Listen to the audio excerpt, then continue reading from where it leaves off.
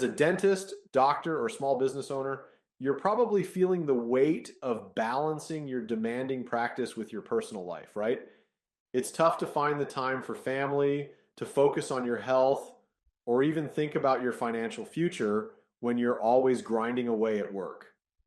To the Dr. Josh Cochran Show, where I'll focus on empowering professionals like you to build passive income and achieve financial independence through real estate and smart investment strategies.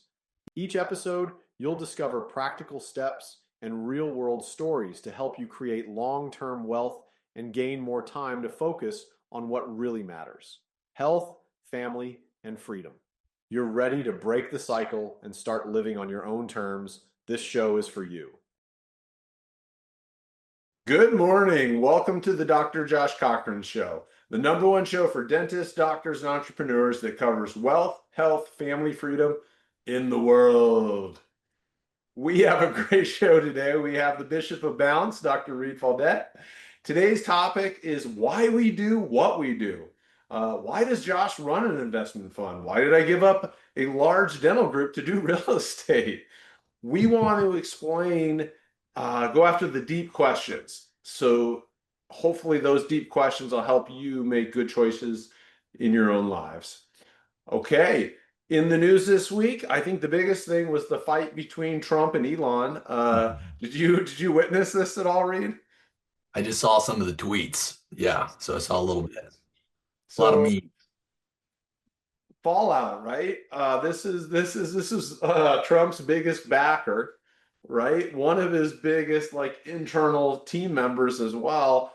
And we have this concept that Elon was all about, cutting costs, right? And then the bill, it cuts some costs. It increases costs in other areas, but there's not like a net cost.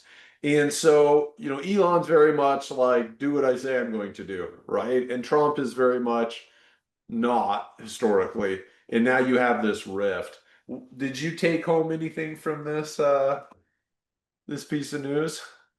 I mean, I just always like surprised by like the child outlash. Like you can't just keep it professional. They have to just like throw daggers right away. You talk It's about just Trump.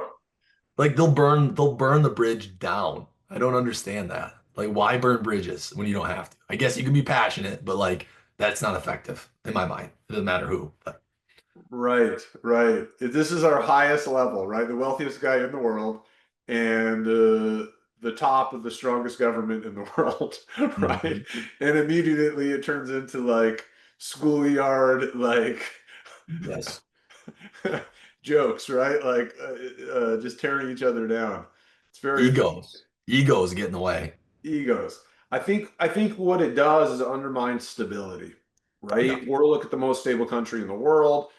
All these large businesses are trying to make decisions based off of what the government's going to do, right? Manufacturing, all these things. And if you have this these 180s, right, Yes. on your team, Yes. like how is a CEO of this large company responsible for the product that goes to 10 million people and your 2,000 employees? How can you be a good steward when things are getting whiplash? What do? You end up doing nothing because the path isn't clear most of the time, right? Yeah, it's not predictable. There's nothing predictable when this happens. This kind of thing happens. No. So we'll see where this goes. And then the stock market, right? Like stock market's supposed to be based off of like stock fundamentals, right? Like this business has this future earnings, so we're going to value it at this price, right? Mhm. But instead, what we see is like every tweet, every post, every government policy sends certain stocks really high, other stocks really low.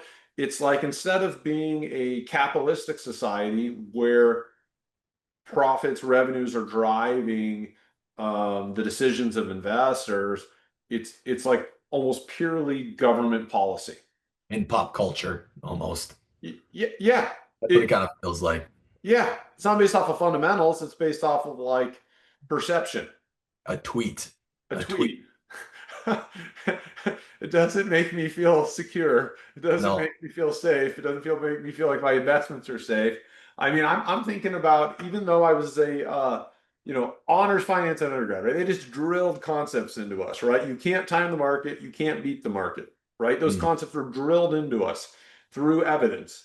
I believe those things, but even I, looking at six ratios that measure like how overvalued the market is, all of them are like saying the market's way overvalued right now. So even me, I'm thinking about pulling like my funds out of my kids' like tax protected accounts, my wife's tax protected accounts that are in equities just because it was easy and that was what was available. I'm thinking about pulling that because I'm like, you've got everything so overvalued, and you can see that values are based off of tweets. And one quick change to a government policy, like that's a high risk in my mind, right? That's not a low risk investment, that's high risk investment. So all of a sudden, like S&P 500 becomes a high risk investment instead of a low risk. High Which is weird. volatility. It's weird. It's Weird to weird. think about that. Yes. It's hard. And like there's still like a lot of people that are banging the table of like always be investing, stocks, and keep dollar cost averaging. But when you see the inflated prices, like you said, like Nvidia, I think it's like 38x, right? Profit right now. It's like those multiples are just insane. How could you possibly keep going up from there? Unless if the business fundamentals really catch up, which I don't understand how they could in the short term anyway. But Yeah, especially since the government is throttling them, right? They won't let them sell their best chips to like 90% of the countries in the world, right? Like the yeah, government's like controlling that business. That's a lot of risk. Yeah. that's that's a good segue for us to talk about real estate because we see the same thing. I mean, we all, I should say, most of us learn about investing in finance, and you start with the stock market, right? It's the most accessible. It's I'll say relatively easy to understand. Let me put money into buy shares of these large companies, and over time I'll get distributions, and the stock will appreciate, and I will be able to retire, right? Like that's kind of the traditional path of investing is use your 401k, use your IRA, dollar cost average into the market, and at a certain uh, period of time, 25 years, whatever, you're going to have a nice nest egg to retire. So, but what we're talking about is looking at the stock market and being like, oh, this is way overvalued based on the fundamentals that we see it. And you and I have always, we've kind of seen eye to eye that stock market may not be the best way to invest your money from a straight return perspective, but also right now from a volatility perspective. So, could you speak a little bit, Josh, on how we've got to the point of why we both well you can speak for yourself, I can speak for myself, but why we love real estate, why you like real estate, and why that's such a large portion of your portfolio now and your focus. I mean, you retired essentially from dentistry, you sold your group practice, you focus 100% of your effort on real estate. Why? Yeah, great question. By the way, I love the V-neck. So, Reid and I don't know. It's summertime. It's like, what do you wear, right? A tee or a V-neck. So Reid and I were joking pre-show. We're basically the V-neck bros now. It seems to be.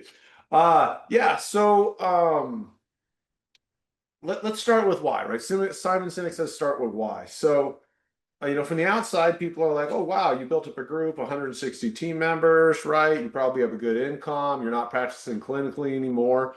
Like, why would you give that up, right? Hmm. And the industry of dentistry is rigged, okay? We have fixed reimbursement rates, right? So if I'm McDonald's and it's 1980, or I'm Toyota and it's 1980, I'm selling my cars for a certain price and I'm selling my hamburgers for a certain price. Okay.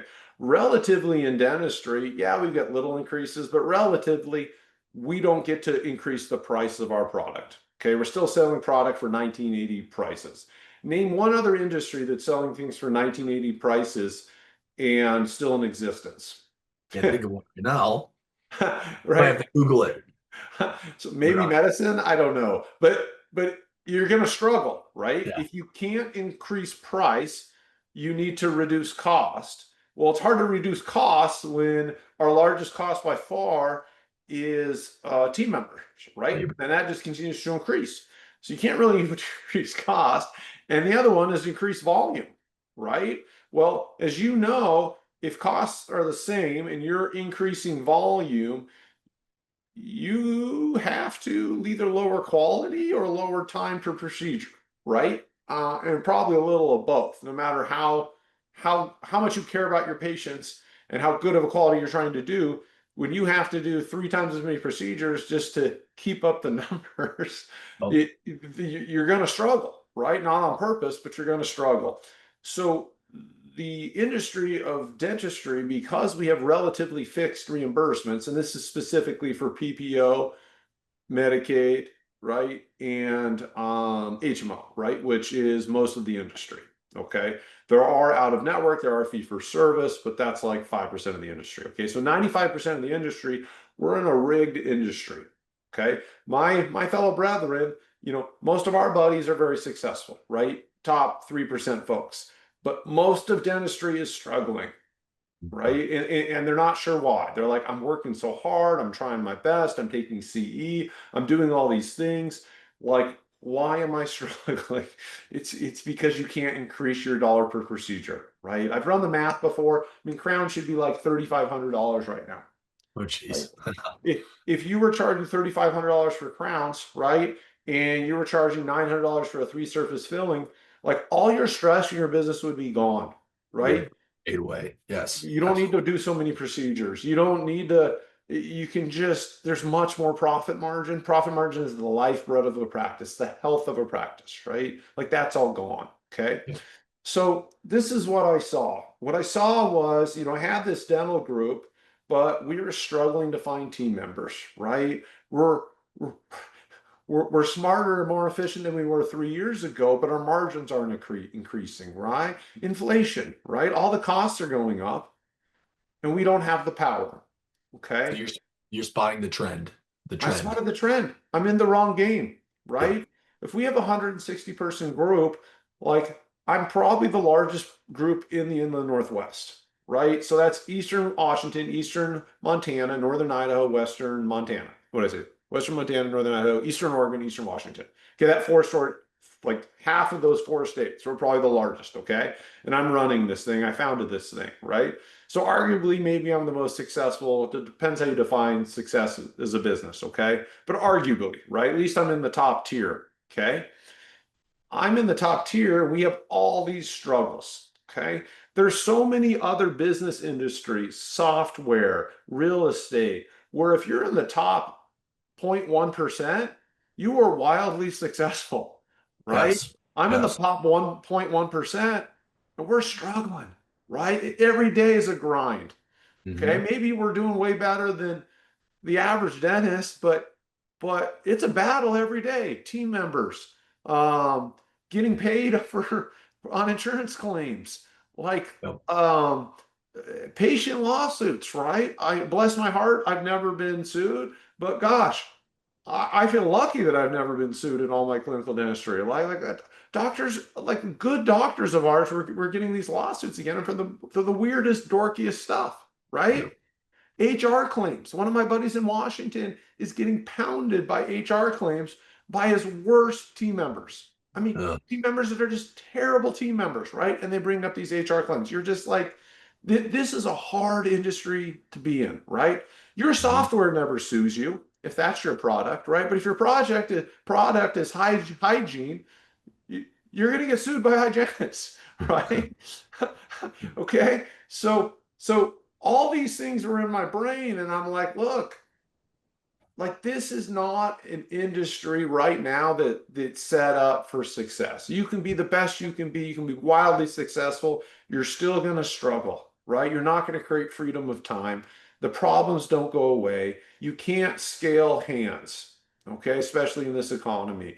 But you can scale construction, you can scale software. There are other things you can scale product that you sell, right? There's other things you can scale. So So the game itself that you're playing of dentistry is the wrong game to play, is what you're saying. it's the That's wrong game to play. Yep. It's not the wrong game to play, but it's at this time, it's a very challenging game, It's right? not. It's maybe not the best game to play. We'll The say it best that game to way. play. I look at you, I look at our other buddies. I'm probably close, literally with about 50 guys and a few girls across the country, right? Like high tier dentists, high integrity, number one. I can get a beer with them and it's fun, right? Yep. Like high integrity, I like them, I enjoy them. These are super smart people, right? On average, they make 500K to 3 million a year, right? So these are like go-getters, right? Like we chat all the time, and I look at them and I think to myself, if these guys were in another industry, right, they wouldn't be worth 10 million. They'd be worth 100 million, 200 million at this point in their lives, right? Like these are smart people. So it's the game, okay? Yep. And And the ceiling that's on it, the ceiling, right? yeah. Yep. I just didn't want to play it anymore. That my passion was gone. I like in what's that workplace group? Dental Success Network, right? I was Yep. probably the number one poster on there for years, like when we were doing our dental business. Like I loved it. I loved helping people. I loved bouncing back ideas, getting better ideas. Dental group, same thing. I was always chatting about operations, optimizing, Mm. but like my brain just became less and less interested because I saw that it was relatively futile. Yes, I gotcha. So then you got to look at, I do all my self-reflection stuff every year, right? What am I passionate about? What am I good at? Right? And I was making more money in real estate, not paying taxes, right? I'm just like, what am I doing? Right? And for me, it's about impact, it's about creation, right? I love taking care of patients, making them feel good. I love hearing about their families. I love growing and empowering team members. But I can do that in real estate too, right? I can build these cool buildings for my community, right? Mixed use buildings, cool little cutesy shops, coffee shops on the bottom, cool little places to live above, right? Like buildings that people are like, that's a cool building. Like I can do that, have that positive impact on the community, and I got positive impact on my team. My team aren't employees, right? It's business owners like me. So I'm dealing with like a higher education level person, right? These Yeah. people run their own businesses. So like I'm dealing with the civil engineer, the architect, right? So like I find people that are like they're high performing people. And so the people I work with are high performing and it's more fun. And then the Yes. product, it just sits there, right? We have a property management company. That's the other thing. In dentistry, there is no school for front office. Okay. Like no like standardized school across the country. There's no school for office managers, right? In real estate, there are contractors and there's schools for contractors. There's architects and there's schools for architects. There's property management companies across the country, like thousands and thousands of them, right? Like that, like how do I find a good office manager? How do I find a good insurance biller? Who knows? There's no school for that, right? But there Yep. is in real estate, right? So once I build it, like it doesn't suck up my time like dentistry. Yep. So the grass is greener, and life's too short to keep mowing the dead grass or the grass that's so hard to grow. Right? I'd rather mow grass. I throw a little water on, a little Yep. fertilizer, and that stuff shoots up. Right? That's the grass I want to mow. What what drove you towards real estate at such a young age? I mean, you make really good choices early on in your career, Reid. What got you there? So I guess I didn't have the same experience of, oh, I built this massive dental practice. I see the trajectory is not where I want it. I've hit my ceiling. It wasn't that. I kind of expected to go into real estate even before dentistry. So it was kind of I got that seed planted early. You read some of those books, right? We talked about, that Rich Dad Poor Dad, and then you kind of unlocks and you go down the rabbit hole of every single real estate book I could read, every single. Then I realized I wanted to be a business owner with a high degree of success. So dentistry seemed like the successful path to go. I liked science, I liked engineering, it seemed to fit. But I always knew I would get to real estate. I just realized I know I needed the money or right the capital to start, and it seemed like dentistry was the best path for me at that time. That's what made the most sense. I'm gonna go to dental school. I'm gonna be a high earning professional, and I'm gonna spin off as much capital as I can and put it into real estate. And that's kind of what I did. So I kind of had the plan on the forefront on the very beginning, and then use dentistry as my path to get there. And that's kind of how I went. But then I realized as you kind of have, is um, dentistry can provide a phenomenal income, and then there's a sweet spot where the outputs start going down relative to your inputs, right? Talk about effort, time, money, where you can build this big thing, but there's becomes this law of diminishing returns where you're not getting the same amount of profit for how much effort you're putting into it. And then you're like, well, this isn't a game. I'm going to keep playing. And so the sweet spot for me was two practices about as profitable as I could get them, and building a team of like 14 people and not going past that. Would I be open to going a little bit past that? Yes, but that is the sweet spot because I can work a couple days a week. I have a good office manager, a decent team, and it's manageable, and I can focus all the rest of my time on real estate. So a little different, but that's kind of how I got there too. I love cross-pollination, taking ideas from one industry and applying them to another because some of the rules are the same. Mhm. I forget which, I think it was one of the CEOs of Cisco at one point. He said, your team that directly reports to you should never be larger than you can feed with a large pizza. Oh God. Right. And so you're at that point, right? 12, 14, where like that's it. Like any larger than that, you're gonna have to start building middle management. Yep. There are certain like rules of the universe that pop up, and it's really cool when you like just see those patterns arise across. So I totally agree with what you're saying there on the 14. That makes sense. And the hard part here is what people think and what they miss, a lot of dentists, is you said, hey, I got this as profitable as possible, right? The thing is, over the next 5 years, your reimbursements per procedure probably aren't going to go up, but your Yep. costs, Well, right? And so it's hard to innovate out of that mhm. when everything takes people's hands in dentistry. The front office takes people, hygiene takes people, doctor treatment takes people. If over time you can replace parts of your team with robots or software, right? The front office admin, insurance billing, right? Like we can see the path where that will be replaced by software. Maybe we can innovate um, and maintain profitability, maybe grow it. But again, all these other industries and real estate, I can raise rents every year, right? Yep. That's the equivalent of reimbursement per procedure in dentistry. I can't raise reimbursement per procedure every year if I'm a PPO dentist. The one practice of ours that absolutely killed it this last year, right? I'm still a shareholder in the businesses. I'm just not running them, right? Our practices. I'm still a minority shareholder.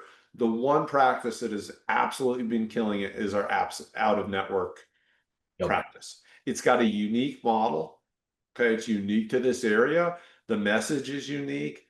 It draws people to it. And that's why and Idaho, it's in Idaho, they have lower wages, right?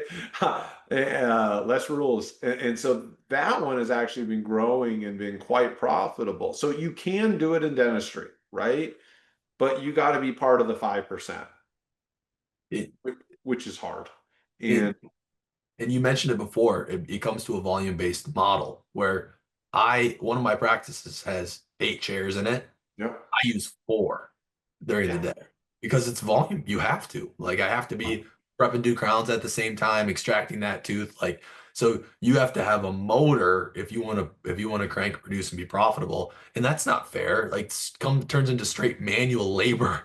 And that's where I was like, ooh, this isn't sustainable. And going back to my initial thought of getting into real estate, the biggest thing is I wanted optionality in my life sooner rather than later. I wanted basically time freedom sooner rather than later. And the only way to do that is to invest capital, grow that capital so that it spits off enough income that you can do what you want, right?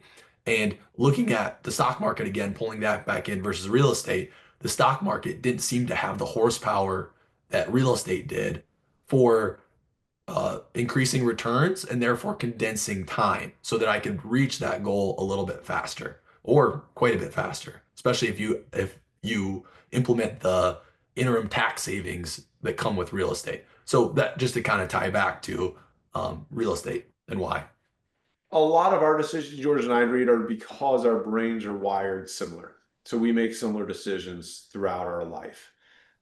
I did 5 internships in downtown Seattle when I went to business school at University of Washington as a finance focus. I didn't like the feeling of feeling stuck Mhm. in those cubicles, right? And you did not want to feel stuck in dentistry, right? So you wanted that optionality. So yeah, you can just pick up on who people are at their core dictates their decisions, and yeah, it's interesting. Okay, so we've talked about why out of dentistry. Um, what other questions do you have about otherwise on Yeah. what I do, what I do? So you could have chosen to sell your practice or the shares within your practice, invest those dollars and just not work likely, right? And live a good life and chill and sip mojitos next to the pool with your wife and kids. And you chose to start basically a whole nother career path. I'd say, right, adjacent to dentistry, because a lot of what you do is helping dentists, but uh, really supported or focused on real estate. So specifically, you wanted to help dentists have access to real estate opportunities, right? So that they themselves could get the benefits that you have seen in your career. And so could you explain like, okay, I'm going to pivot. I'm going to actually put a lot of time and energy into something that I don't have to serve this bigger purpose and mission, which is what? I mean, it's not just about real estate. Like, what are you trying to do with real estate? Yeah. Um, I think passion is a big thing in life, right? You got to find something you're passionate about. And oftentimes passion is something you like to do, and other times passion is just a problem that ticks you off. Right? So uh, so I have, like I said, about 50 buddies across the country. Like they became my buddies because when we started our practices, um, we were in this like consulting group, the first core, like 30 of them, and it just didn't work out. So we all got out, but we all kept in touch. We started a Facebook group together. It's called Bacon Floss. It's just a few of us, and it's great. I mean, we shared everything, our struggles, our successes when we were doing startups. It was the number one success thing. Helped me in my success. Like I love these guys. You're like my brothers, right? And super smart guys, right? And a lot of the investments they started doing outside of dentistry, a lot of these guys are quick starts, right? We look at personality traits. So they act like based off of instinct, which really helps them in dentistry a lot, grow their groups, practices. But when you're investing, it's usually not the best like personality makeup, right? So, they're investing in all these stuff. And meanwhile, I'm doing real estate. And what happened is as interest rates started to increase, it really put a lot of pressure on a lot of these investments, and many of them went belly up. Okay. And you and I know that like in real estate, like stock market goes up or down doesn't really affect our cash flow in real estate. Interest rates go up. As long as we have like leases in place, doesn't really affect us, right? And even if it does, you still have like a solid asset to hold. Okay. Mhm. So my buddies are investing in all these different types of investment, like venture capital, um, small businesses they don't know anything about, right? Yep. And now, and a lot of it was leverage, right? They took debt out on this to do this stuff. And then these small businesses like go bankrupt, right? Or they're straight up Ponzi schemes. And my buddies not only lose their money, but they still all owe all this money on these investments they did, right? And this hurts because these are like my people. These are like my brothers, right? And my sister. So, I'm a seek to understand person. So, like, when it was happening, I was like, yeah, these things could turn out. This could be good, right? Like, I don't want to be like the contrarian from the rooftop, right? I want to like seek to understand. And I'm very like trusting of people and optimistic. But like, I wasn't doing these things because I'm like, why would I do that? I could just do my real estate. I'll make more money and I control it and there's low risk, right? Um, so after watching all this, just like, oh my gosh. So So you get called to serve, right? If you're going to do something in life, a career, you want to enjoy it and you want to be good at it, but you also want to serve others, right? And so when I look at building a nest egg, okay, you talked about creating optionality, okay? Nobody gets wealthy off of like stock 401k investing, okay? It's better than not investing, Yeah. right? It's better than just spending all your money, but you're not going to get wealthy. It's still a 30-year grind to build up that portfolio large enough and not outspending your income, right? You got to not outspend your income. You got to keep it tight. And then you got to work for 30 years and use these tax advantaged accounts, right? So you're basically grinding for 30 years in a vacuum, okay? I mean, everyone's different, but that's the basic model. And I didn't want to grind for 30 years, and I don't think most people these days want to grind for 30 years. So when you look at stocks, what I like about stocks, it's very simple and it's liquid. Okay, you can get the money out quickly and it's very simple to invest. You set up a Robinhood, set up a Vanguard, you just Easy. index investing, S&P 500, you're good, right? So I love that about it. So I don't think that's a bad idea to have that in your portfolio because if you ever need the money, you can access it. You don't know what price it's going to be at the stock market. When you sell it could be low, but at any time you can access it and it's simple. We're all busy with our practices, with our families, right? So it's a great simple way to invest. But historically, you're looking at like 8% and then 4% inflation, and we can get into inflation someday, but that's a 4% net return, right? You're not going to get rich off a 4% net return. Real estate, like, I mean, like you look at the numbers, it's like 16% minus 4% inflation, it's a 12% net return. Okay. 2 to 3 times the stock market, right? And 2 to 3 times over 25, 30 years, you're going to have a way larger portfolio, right? Typically, when you run the numbers, triple. You'll have triple the size. What does that mean? It means you could retire much earlier if you wanted, or you could retire much better if you wanted. It just creates freedom, right? Real estate is not liquid, right? And it takes work to sort good deals from bad deals, okay? But the tax benefits on the front end, that 16% net of inflation, 12% return can actually be much higher than that because you can find ways to utilize the tax code, right? The tax code, 95% of it is incentives, 5% of it's rules, 95% is incentives. So you use those incentives not to pay tax. You take that tax money, if you're making $1 million, that 300, 400 grand every year, you take that, you invest it, and you are compounding wealth so much faster than you can other ways, right? So for all my buddies that are not even just doing stock market, right? Like that would be better than what they're doing. They're losing their money. That's the worst thing, right? Loss of capital. That's the number one worst thing. Like if I can say, okay, keep doing half your money in stocks, put your other half in real estate alongside me, right? These are the same investments I'm doing.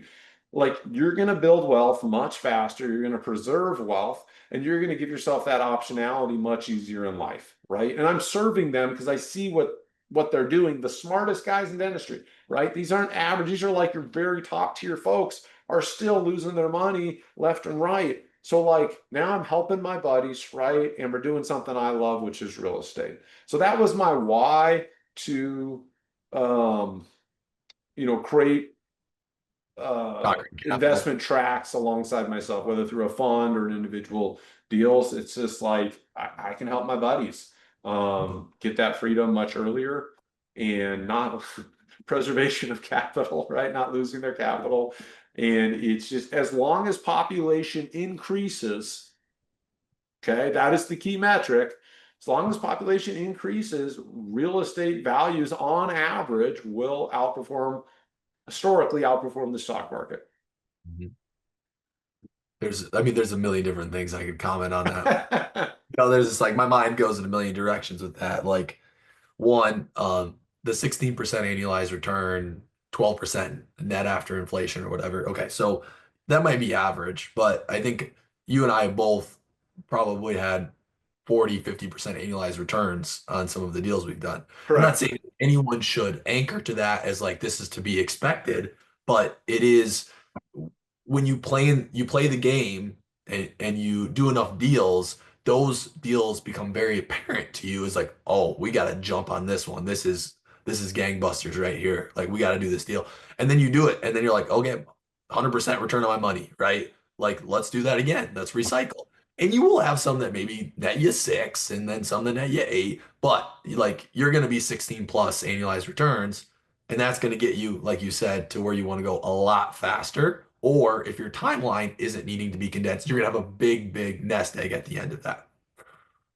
That's a really good point. And I try to say 60% because like try to be like, if you just do some due diligence, right? I try to be conservative with those numbers, right? But the way you and I approach things, right? No, like my average annual return on full cycle closed or refi deals, right? Like what we talked about, it's like infinite return on some because you get all your money back and you still own it, right? Like it's over 50%, right? You can't advertise that. You can't say, hey, we're going to get a 50% return, right? Oh, But people like laughing.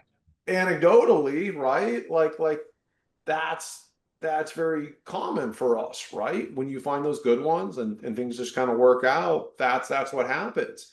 Um, it- and There's there's so many things. So the other thing I like is the concept. So the biggest thing is most people, because I'm same as you, I've probably 30, 40 dentists that I know really well that are super successful. Like you said, make between 500,000 and 1.5 million a year or something like that, right? Having multiple practices or just like really good group practices. And then it always surprises me, um, not to fault them at all, just they haven't spent the time to do this, but the lack of understanding within real estate or within just like investing in general, some of these key frameworks and understanding how to compare stock market returns, net of inflation, or real estate. And so you're just like, oh, wow, there's a big gap in understanding here. Even really smart people, they just haven't been exposed to this information, super capable of learning it, of course. And so you see, like, okay, there's a need here. There's a need to serve on just offering up information as well as opportunity, just to kind of expand people's perspective a little bit so that they can learn and then improve their lives because of it. And that's what's cool about it is even if you don't have an opportunity for them, they now know how to see an opportunity better for themselves or avoid the bad ones. 100%. It just amazes me every time because you and I think about this all day, every day. It becomes so intuitive for us, right? It just seems normal. I Mm. was talking to a buddy of mine, just the nicest, most humble guy, like just such a sweet man. He's on his third dental group, about 20 practices. Oh my. And he's just a smart guy, right? And we're chatting and we're talking on investments. He goes, how's your investment going? I'm like, good, man. We're doing this, doing this. It's like, dude, that's so awesome. He goes, yeah, I just been throwing money in like X stock, right? And I just lost like 40% of all my money, you know? And it's like what has made him so successful as a dental entrepreneur, right? Is like in my brain, I just think like, oh, that he's gonna be the same, just as intuitive on the investing side, right? But it's not like that, right? And so if your brain thinks investments is just naturally better at this, right? You can help your buddies who are naturally great at growing dental groups or creating profit in their practices, right? Like we're here to support each other and we're smarter together and you and I can add value to our brothers, our colleagues in this area. So Yeah. And that collaboration is what makes it fun. I mean, it's like the same thing with you as I was initially doing real estate. Friends would ask me questions. I would try to offer them up different things, right? And they'd send me deals. Can you look at this? Can you look at this? And then I eventually just said, okay, like maybe I can have opportunity for them to invest with me on deals. Um, and we've done that and that works well. The coolest thing about it though is like getting to celebrate wins together because as dentists we're very isolated. We're kind of on our own island, and yeah, sure we can be like, hey, like you're doing awesome in your group practice, I'm doing awesome in my practice, whatever. But then when you're like collaborating on a real estate deal together and you get a win together and everyone's like yes, yes, yes, that is cool, and it's like collective growth. You're helping people. You're also winning financially. There's just a lot of good synergies there that can get you excited. And yeah, there's something special about that where friendships, partnerships, and friendships kind of blend a little bit, and you can kind of fill your friendship cup while being productive. So I love that aspect of it too. Is I'm talking to a friend or colleague, but we're also doing business together, and so like what better way to be productive and have productive friendships and basically condense time because now I don't have the friend bucket, the investing bucket and the business bucket. A lot of them are kind of bleeding into each other. So I like that aspect as well. I think on a fundamental level, like we became dentists in a lot of ways because we like independence. We want to run our own practice, do these things, right? But I think on some core level, we're like a wolf, right? Like we want to belong to a pack. Like some part of us needs that too, right? The V-neck back, what The we're V starting. I don't know if you're alpha or I'm omega with the white, but yeah. apparently the V-neck pack. I 100% agree. I think it just gets so lonely without that tribe that you're a part of. I agree that serves us. Yeah. Any other questions you have about start with why? We talked about real estate. We talked about why to bring others in with us. Any other deep whys? If you could wave your magic wand and have like this ideal outcome for what you're trying to do, what would the end look like? Yeah. It would be me and probably like 20 high successful dental buddies of mine, just owning like a real estate empire. Just owning like all sorts of apartments, like mixed use, like retail, like just owning a bunch of like really nice like trophy properties, right? Why? Because like spits off cash flow, right? So we have the freedom to do what we want and they're cool. Like it's so fun to go to a city and be like, yeah, we own this, True. Like like the combination of those two, like the impact, like owning something cool and the cash flow when you're just kind of doing the asset management, you're not even doing property management. I mean, that's the best feeling. Um yeah, so that's what I want to create for my buddies is true freedom so they can spend time with their families, they can get fit. I think it's a big thing that a lot of dentists let go of is the time for health, allocation. So yeah, just live our best lives while we still can. I mean, my neck Get- is so sore. I was trying to do some new dives with my kid off the diving board, and like my neck has been sore for like 4 days just jumping off a diving board, right? Like not doing anything like real heavy impact. It's embarrassing. Oh, it's yeah, and dentistry is manual labor. I mean, it is. If you have to practice at that volume, it does get you. You said something there that made me think of it though, is one thing that I'm guessing is, and I felt this too, is you get to a point within your dental practice on where you're at and where you think you can go. Like I didn't want to go any further. I realized that that's my cap. So there was less wins to be had within my practice. And I would assume you're kind of that same way. Like you were losing your zest for running the practice because there's not a lot of wins left.